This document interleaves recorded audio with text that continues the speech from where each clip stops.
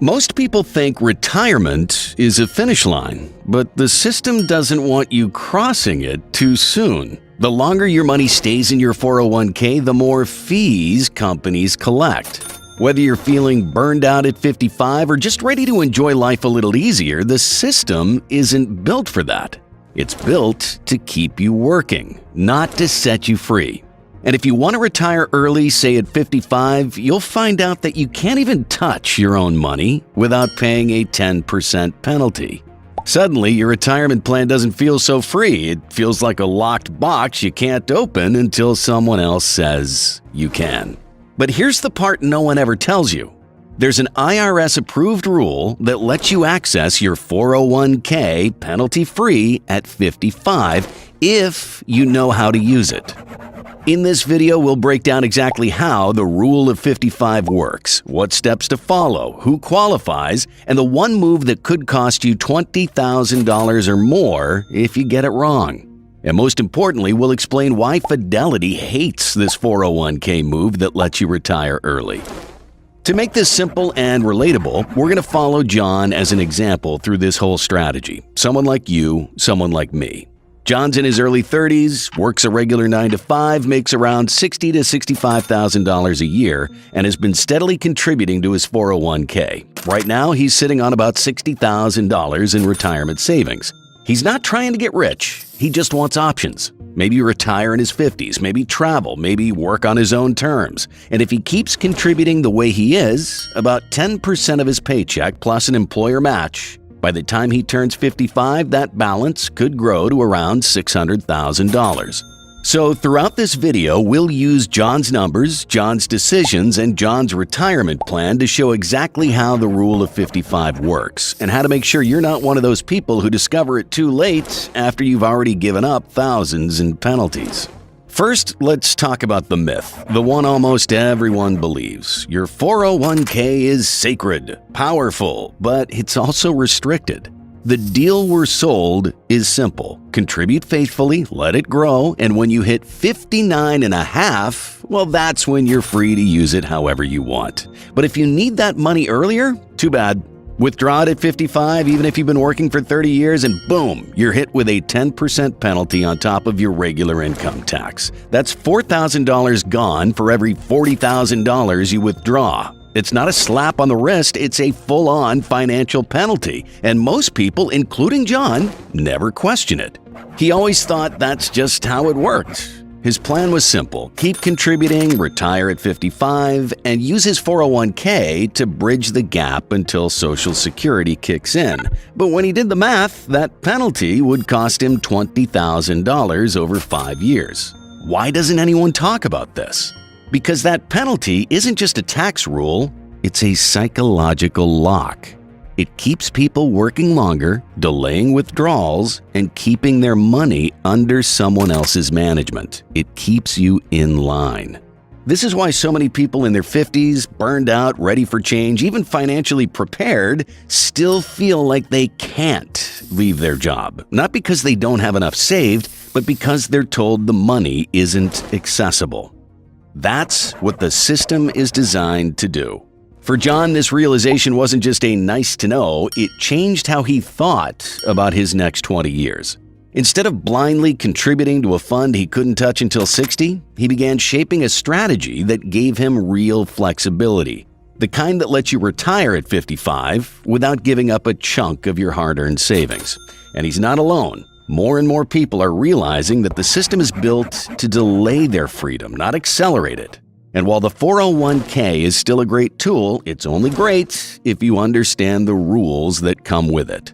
Because here's the truth, the penalty isn't always required, but the default advice assumes you'll never ask questions, never look deeper, never find the alternative. So you wait and the system keeps collecting. But once you learn the Rule of 55, you can stop playing their timeline and start building your own. Let's break down what the Rule of 55 actually is, what it allows you to do, and why understanding it could mean the difference between losing $20,000 or keeping it. And not to mention, not to be bound by the system to keep working. So what exactly is the Rule of 55? It's not a hack, it's not a workaround, it's a real IRS-sanctioned rule built into the tax code, and it allows you to access your 401k penalty-free starting the year you turn 55. Here's how it works. If you leave your job, whether you quit, retire, or are laid off, in or after the calendar year you turn 55, you're allowed to start withdrawing money from your current employer's 401k without paying the 10% early withdrawal penalty. You'll still owe ordinary income tax on the amount you withdraw, just like you would with any traditional retirement account, but that extra 10% fee, it's completely waived. And yes, this is real. It's buried in IRS Publication 575, and it's been there for years. So why doesn't anyone know about it? Because the Rule of 55 only applies under very specific conditions, meaning one missed detail can wipe it out completely. The biggest trap? Rolling over your 401k into an IRA. It's the standard advice most people hear the moment they leave their job, even from advisors who mean well. And the pitch sounds great. Roll it into an IRA for more options and control. But here's the catch. Once the money leaves your employer's 401k and lands in an IRA, the Rule of 55 is gone. IRAs simply don't qualify. And that's where John almost went wrong. His original plan at 55 was to roll his $600,000 401k into an IRA and then begin withdrawals. But had he done that, every $40,000 withdrawal between ages 55 and 59 and a half would have been hit with the standard 10% penalty, $4,000 each year. Over 5 years, that's $20,000 gone just for following default rollover advice. That single decision, one that feels smart on the surface, would have cost John 5 figures for no reason other than not knowing the Rule of 55 exists. This is why understanding the rules before you move your money is so critical. Another common misconception is that the rule applies to any 401k you've ever contributed to. Not correct. It only applies to the 401k tied to the employer you're leaving at or after age 55. Old 401ks from past jobs? Not eligible, unless you consolidate them into your current employer's plan before you leave. And it's not just 401ks. The Rule of 55 also applies to 403b plans, which are common in the nonprofit and education sectors. Here's the bottom line. If you're aiming for flexibility in your 50s, the Rule of 55 is one of the cleanest, most powerful tools available, but only if you understand how to qualify and avoid common traps. So understanding the Rule of 55 is step one, but knowing how to actually use it, that's where most people either win or lose. Here's exactly how John is structuring his plan to make sure he qualifies, avoids the traps, and gets access to his money at 55 without handing over a dime in penalties. The rule only works if you leave your job in or after the calendar year you turn 55. So if you're born in December, you could technically leave as early as January 1st of that year and still qualify. But if you walk out the door even one day too early, like December 31st the year before, you lose eligibility completely. John's already marked his calendar to make sure he doesn't slip up. The next pitfall he's preparing for is what happens the moment he leaves his job. Almost without fail, your provider will encourage you to roll your 401k into an IRA. It sounds like smart advice because you'll have more control, more flexibility, more options. But here's the reality. Once that money leaves the employer's 401k and goes into an IRA, the Rule of 55 disappears. IRAs do not qualify. That one move alone could cost John $20,000 in penalties over 5 years. Most people don't even realize they've made the mistake until it's too late. It has to stay in the employer's 401k. No exceptions. Now, not all 401k plans operate in the same way. Some only allow full lump sum withdrawals after separation. Others allow partial periodic distributions, which is what you want. Before John makes any moves, he'll request a copy of his plan's Summary Plan Description, the SPD, and look for these terms: separation from service, partial distribution, and early withdrawal options. He'll also contact the plan administrator and ask very specifically, does the plan allow penalty-free withdrawals after separation at age 55? Can I take partial withdrawals over time? Are distributions flexible, or do they require a full payout? If the answers don't line up with the Rule of 55, John may consider consolidating old 401ks into a plan that does, or switching employers strategically in the years leading up to 55. John's plan is to withdraw $40,000 per year between 55 and 59 and a half. He knows he'll owe income tax on that, so he's working with a financial advisor to structure withdrawals that keep him in a favorable tax bracket. He's also building up Roth and brokerage accounts to give himself additional flexibility, but the 401k will be his core income source for those early years. And finally, John isn't pretending he has all the answers. This is a high-stakes move. If you're off by even a day, roll over the wrong amount, or miss a planned detail, the 10% penalty kicks in, and it doesn't care if it was an honest mistake. John's already planning to get professional help in the years leading up to 55 just to make sure all the moving parts are aligned. The Rule of 55 itself isn't complicated, but the system hopes you'll treat it like it is so you don't use it. If you follow the steps, avoid the common traps, and prepare ahead of time, this rule can become the bridge between full-time work and full-time freedom. Next, we'll show you exactly why your provider, Fidelity included, would rather you never learn about this rule at all. To be blunt, financial companies don't make money when you withdraw your funds. They make money when you leave the funds in. Firms like Fidelity, Vanguard, and others charge management fees based on your account balance. The longer your money stays in your 401k, the more they collect, whether the market's up, down, or sideways.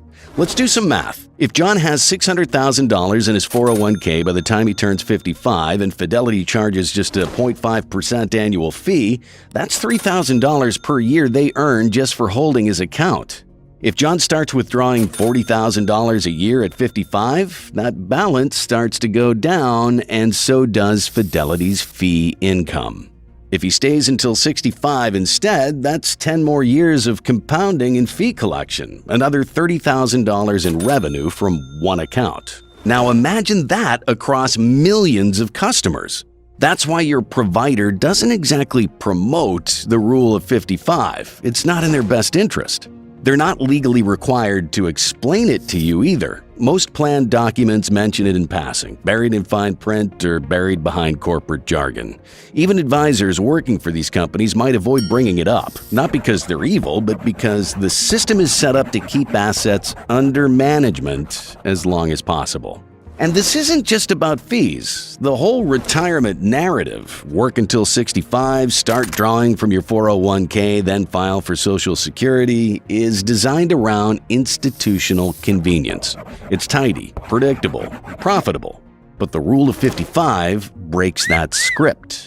It lets you write your own. And when people start discovering they can access their retirement money earlier, plan smarter, and design their own timeline, it's a threat to the system's rhythm. John realized that by using the Rule of 55, he could keep $20,000 that would have otherwise gone to penalties and potentially deny his provider $30,000 in fees over the next decade. No wonder no one's shouting about this from the rooftops. And here's what makes it even more frustrating. They don't need your permission to keep this information from you. There's no rule saying they have to inform you of every penalty-free withdrawal option. They just have to follow the law, not educate you on every way to use it to your advantage. So the burden falls on you, John, and all of us. That's why people like John who take the time to research and plan ahead can build a retirement timeline that's actually designed around their goals, not someone else's business model. Look, this isn't about conspiracy theories and information withheld. It's about incentives. Fidelity isn't evil, but they're not necessarily your teammates either. Their job is to grow assets under management. Your job is to build a life you don't need to escape from, and sometimes those goals don't align. That's exactly why the Rule of 55 is powerful, because it puts the timeline back in your hands. Rule of 55 is clearly powerful, but how does it stack up against the other early retirement strategies you've probably heard about? Take the Roth IRA, for example. It's one of the most flexible retirement tools out there. The IRS allows you to withdraw your contributions, the money you actually put in, at any time for any reason, tax and penalty free. That's a huge advantage if you've been funding it consistently. The catch is that the earnings in the account still come with restrictions, and for most people, the Roth balance is relatively small compared to their 401k. For John, who's been focused mainly on his workplace plan, his Roth IRA might only grow to about $30,000 by the time he's 55. That's a nice backup for emergencies, but nowhere near enough to cover 5 years of living expenses. In other words, it's useful, but not a complete solution.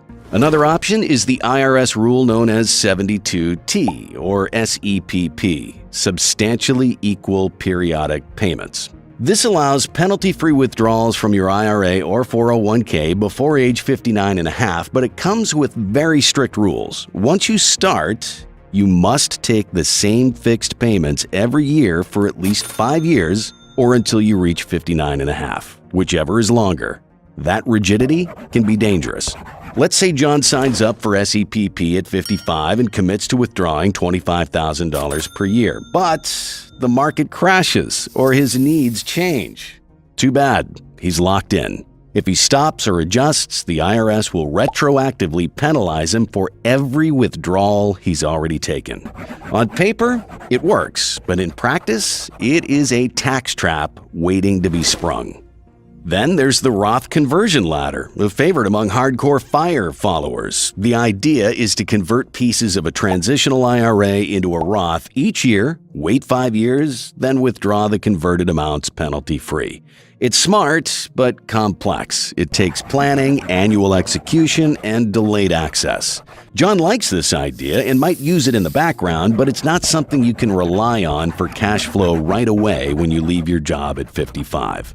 And this is where the rule of 55 stands out. It gives John access to his largest retirement account, the 401k, starting the moment he separates from service at 55. No 5-year wait, no rigid payment rules, no retroactive penalties. He can take $40,000 one year and nothing the next. That flexibility is what makes the rule of 55 so valuable. It's not about chasing loopholes or complicated strategies. It's about using a simple, existing rule to access the money you've already earned on your own terms. So let's zoom out. What does all of this actually mean for someone like John? Well, let's look at 2 versions of his retirement. Scenario 1, the default path.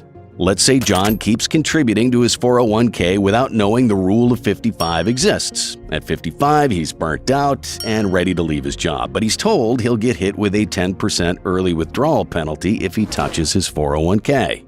So he doesn't. He stays in the job another 4 or 5 years, not because he wants to, but because he has to. If he tries to quit early, every $40,000 withdrawal would cost him an extra $4,000. Over 5 years, that's $20,000 burned in penalties. That's a new car, a year of rent, and also a chunk of time he'll never get back.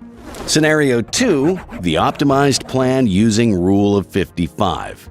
John learns the rule, plans ahead, and hits 55 with $600,000 in his 401k. He leaves his job in the right calendar year, keeps the funds in his employer plan, and withdraws $40,000 a year penalty-free.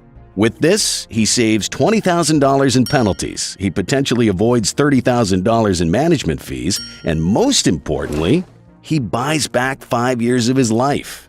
That's the value of understanding the rules. The system isn't designed to hand you freedom, but it is designed with hidden doors. And the rule of 55 is one of the most powerful ones.